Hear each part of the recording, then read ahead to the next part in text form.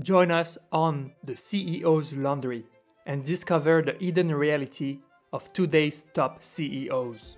Each episode is an inspiring coaching session where a CEO gains insight and clarity to overcome personal, business, or leadership challenges. Learn to reflect and grow with the behind the scenes of these successful leaders.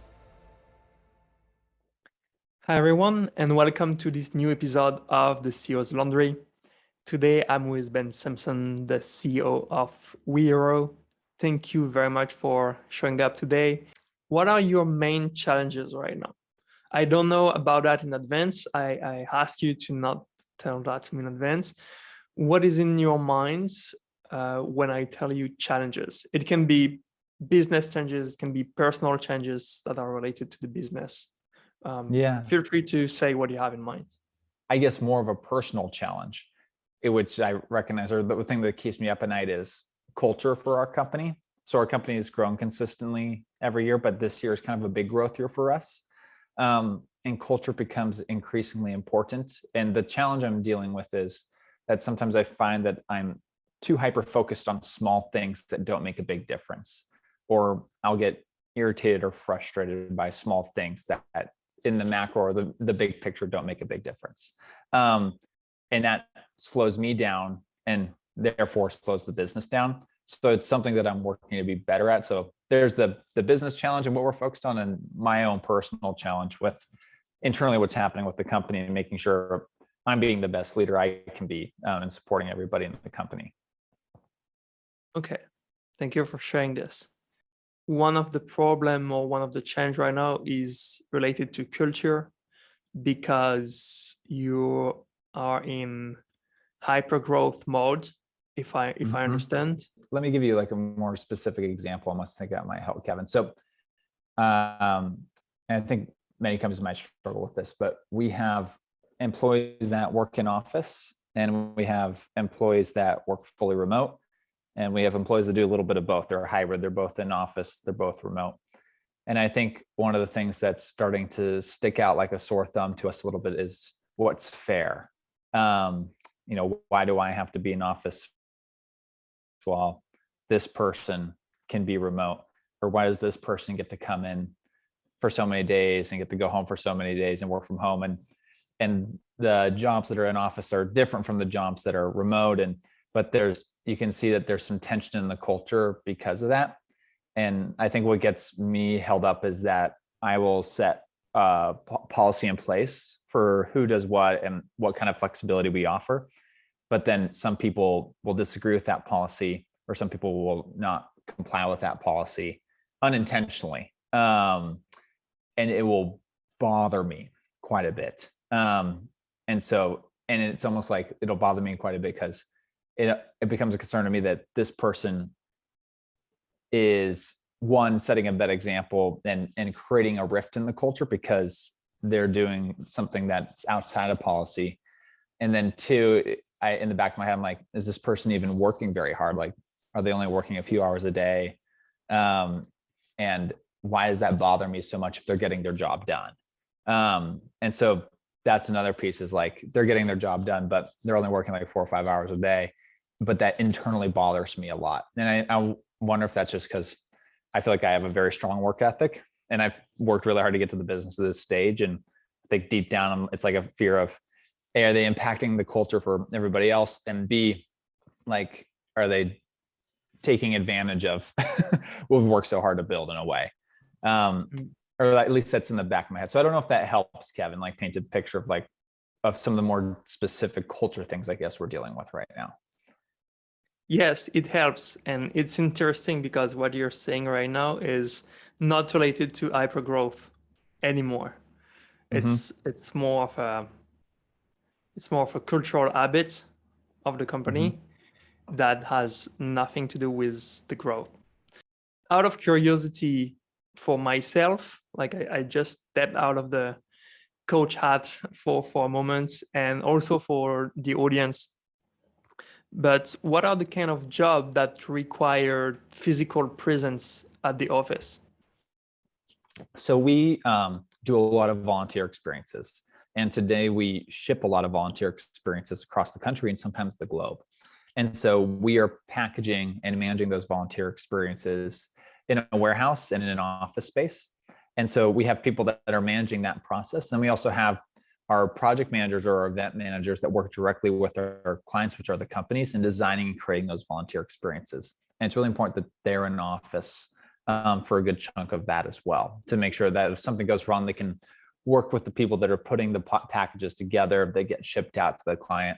And so those are very much the in-office aspects. And then we have leaders in the company that it's if you're in the area, we expect like a presence in office to be supportive and have a presence there. And then the majority of our remote jobs are sales positions. So if you're in sales or partnerships, like most of those jobs are remote. Or if you handle like a very specific job function, like advertising for us, like that's a remote position. So that's kind of like the very distinct areas. So how many people out of the 18 that you have right now, mix of full-time and part-time, how many work in the office at the moment?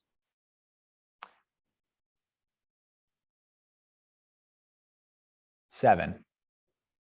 7. Okay.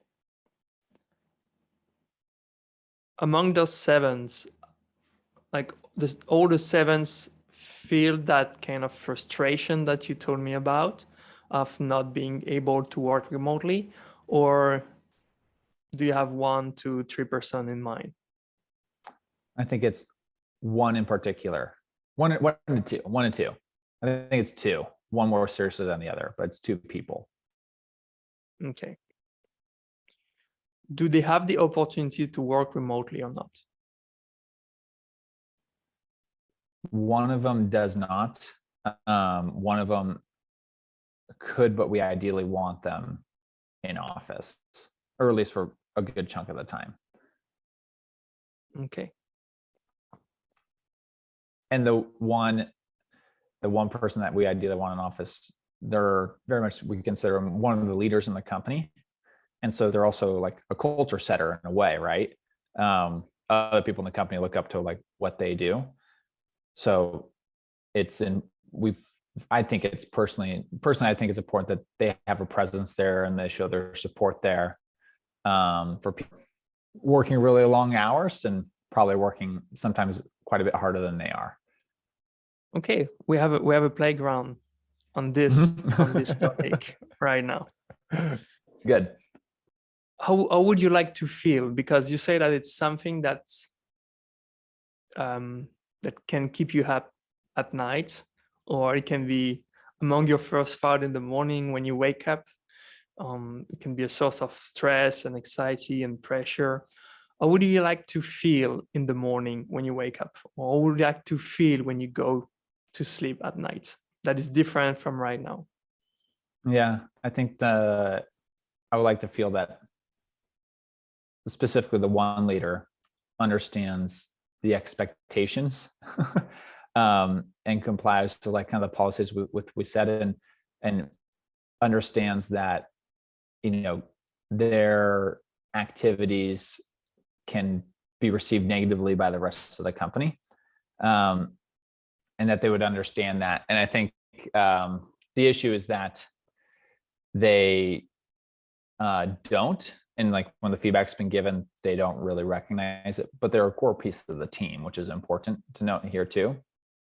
So those are pieces that kind of come in. I'm kind of rambling about, but back to your core question of how I'd like to feel. I'd like to be able to understand that, is it impacting the culture substantially, or is it really not? It's just not a big deal, and I'm making it a bigger deal than it really is.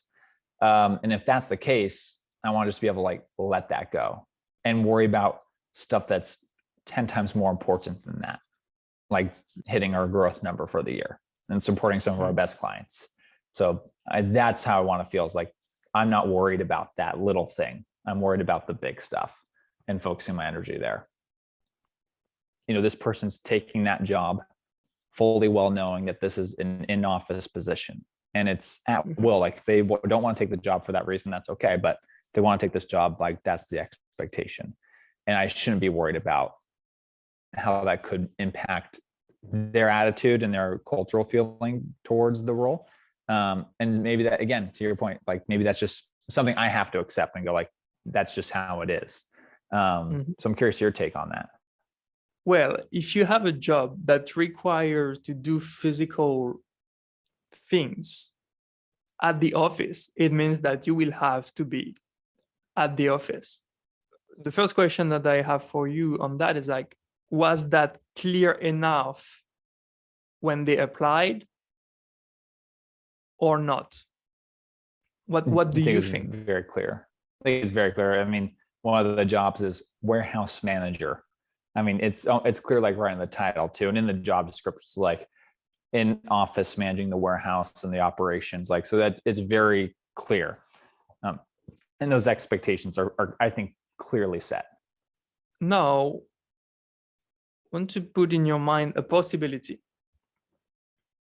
to show up as a coach of your team, which means that to shift your leadership skills and to show up in another way with your team.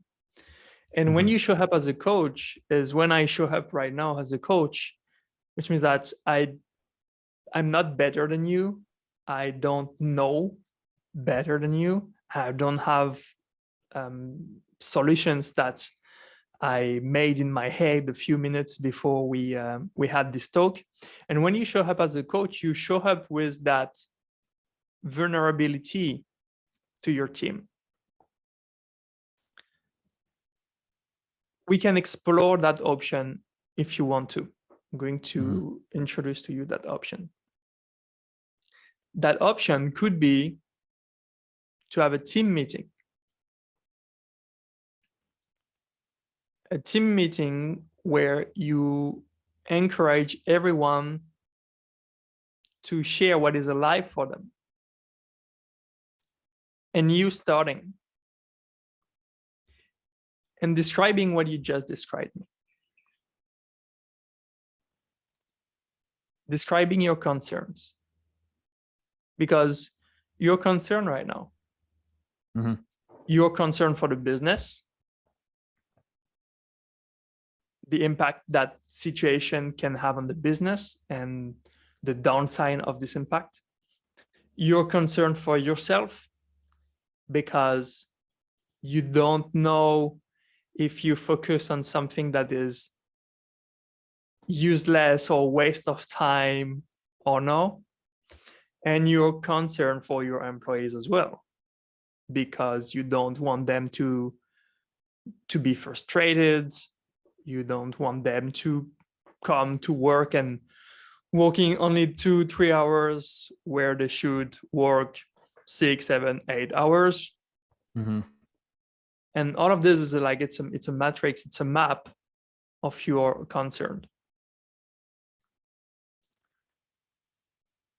And what you can do is having a meeting, sharing those concerns with them. Because you're a human being, you're a CEO, but you're not a Superman.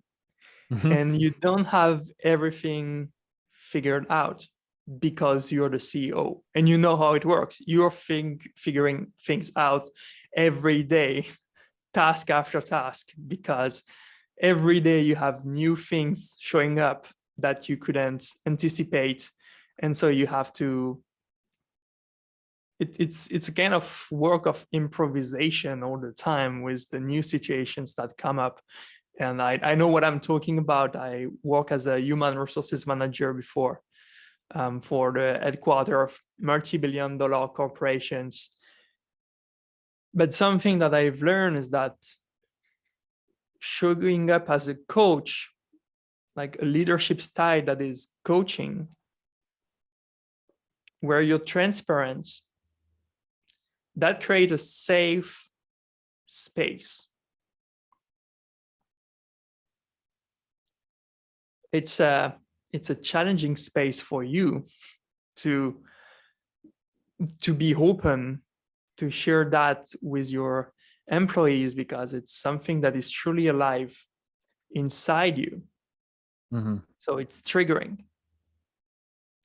But at the same time, that's a way to create options and to create solutions with the team. What do they think? What do they feel? You can ask that to them. You can, it's basically acting as if you're like, and you're not, but as if you're naive. And you have no idea what they're doing, and you can ask, well, what do you think about your current situation? What do you feel? Do maybe they feel that it's not, as you say, it's not fair. It's not fair because some people can work remotely and they can't. And having this kind of open conversation with them, create a safe space. And how could you create a win-win for you and for them? Because a win for you is the job getting done. And hyper growth of the company. What would be a win for them? And that, let's assume that you have no idea. And that the only way you can have an answer to what can be a win for them is by them sharing what could be a win for them.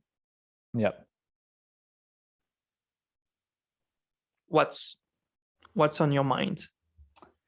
My mind is that it's really just a simple solution, right? And I agree with what you're saying. And I think where I'd make the most progress is just having one-on-ones with each individual with that kind of vulnerability and understanding, because I haven't, to your point, I think I know what they want, or like, it's just, but I'm just an outsider looking in. I don't really know. And I should take the time to like have those meetings, have those conversations. And one, I'll answer my question like, is this even a problem? And like, is this even worth me worrying about? Maybe it's nothing I'm worried about. And I'm the only person worrying about it because I've created it all in my head. And then two, but if it is a problem, like understanding, what they're looking for and how we can reach a compromise. And so I agree with you, but I think doing that one-on-one with each team member would be like a really healthy thing to do. And I think I would get like a lot out of it. That's what's going through my head right now.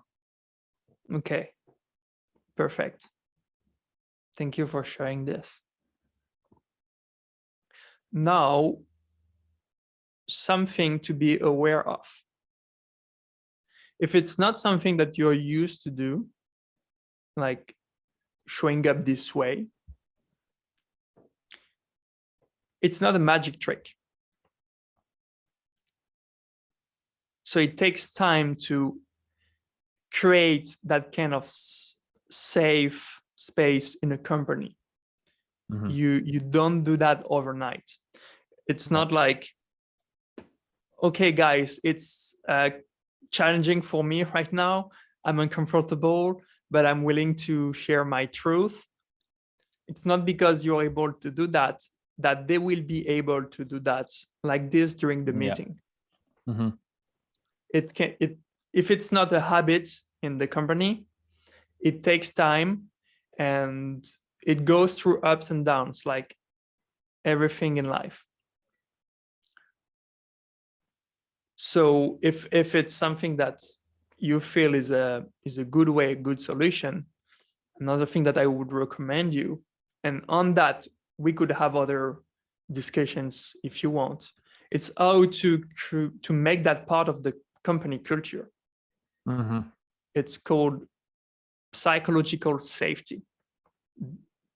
You need to be aware that, it's not something that you can create overnight, but if it's something that you want to be part of your culture, it's definitely doable. And that saves so much time because of all the time you spend in your head. And as you say, that can last for days. weeks, month, and maybe having 2 times a 1 hour meeting with someone or as a group can just erase that. Just burn cycles. Yeah. No, it resonates with me. And again, comes back to just like how I should handle those one-on-one conversations. And I should go into those with the expectation that, they may not be comfortable sharing, and that's okay. But it's a starting point with me being vulnerable with them. And, we'll continue meeting. And I think eventually they will become comfortable with it. And if not, that's okay, but it's worth the effort. And I think, majority of the people we hire, they're very open, friendly people. And, they will, I can't see anybody, veering away from that, if that makes sense. So, but it's helpful to go in with that mindset of like, don't expect them to just open up to you right away. When you open up, it's okay if it takes time. Okay.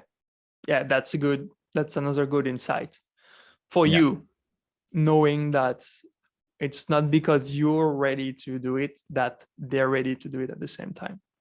Yep. Yeah. And there is that one-on-one psychological safety with you.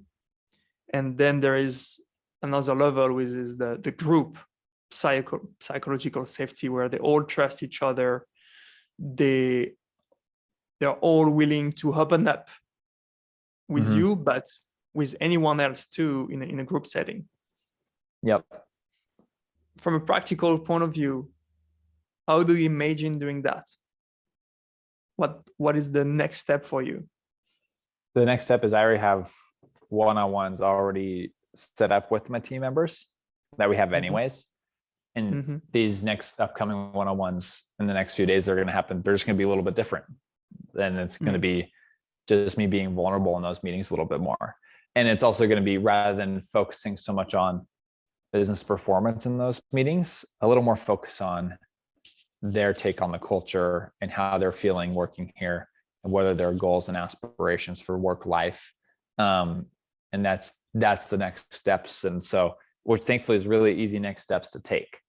And I think by doing those steps now, like, it'll just be even better. I think our team's going to feel more heard.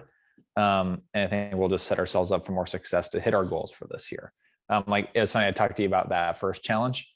And it's like, I'm not even like really worried about that challenge anymore. So we're already doing things to work on that challenge. Like, this is like the big thing that's stuck in my head.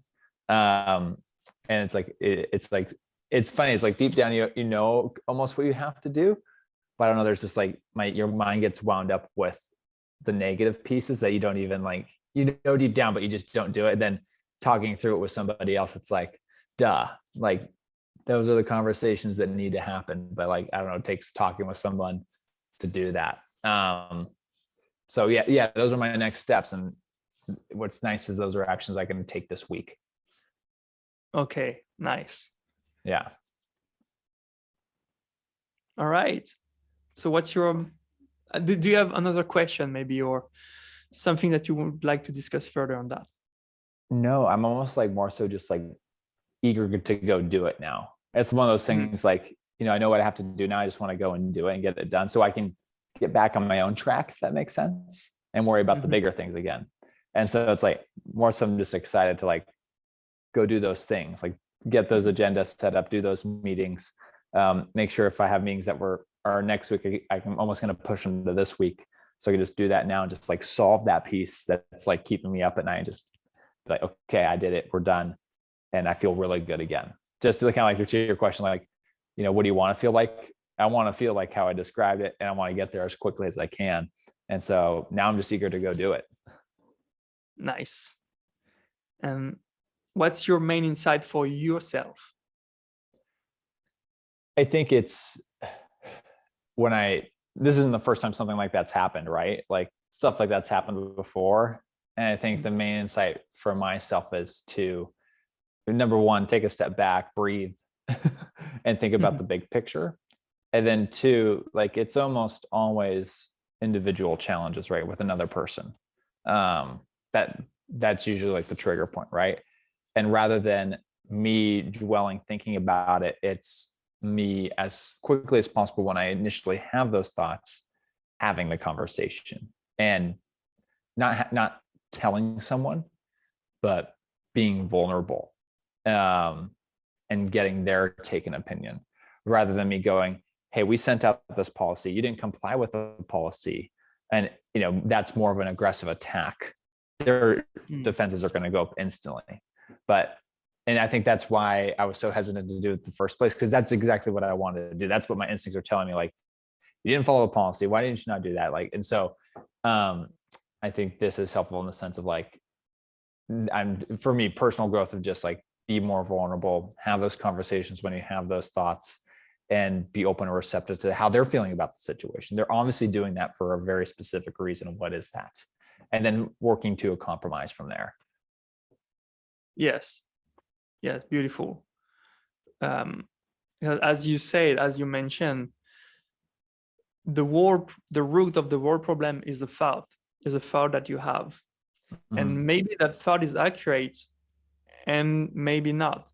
And that's your responsibility to find out if that thought is accurate or not. Because right now, the whole issue is just a thought in your mind. And that's all. And you highlighted that defensive mechanism that some leaders can have, like, well, you don't respect what I said, so we go into that mode of fight. It's almost like a fight, where it's like, no, we're going to confront each other, and you have to respect me, and it's a defensive mechanism that we have. I have that too. It's not. I mean, the first thing is to be aware of that, because when you're aware of that, you can change it. If you're not aware, then you cannot change it. But being aware and not judging yourself for this, not blaming yourself for this, just being aware that, wow, that showed up. I had those thoughts. I had this attitude inside me. I imagined that I could do that. Well, that's it. Okay, that's part of me right now, but I don't feel comfortable with that part of me, and that's okay. I will change, and here is a way to change. No, this is all good stuff, Kevin. I enjoyed that. Like, I have a lot of clarity right now, which feels really good. I think part of it too is like, first time in a long time where I've taken time out of my day to just like talk through something like that, like spend an hour just like talking through that, rather than like dwelling on it, like thinking on it for like 2 minutes, like, okay, I'll deal with that later and go back, but it's still like sitting there burning. So it's really helpful to just talk through it with you for like an hour there. It just felt really good to do that and like have a clear path of where to go from there. Nice. Well, you get to experience the power of coaching. Yep. Awesome. Thank you very much for your time. I look forward to know how those meetings went with your team and the outcome of it, because right now you don't know the outcome, and that's the beauty of leadership, is making things up and creating win-win collaboration with people. And I look forward to know more, if you can keep me updated on this situation later. Yeah, you got it. Absolutely. Thank you. I wish you a good day. All right. Thanks, Kevin.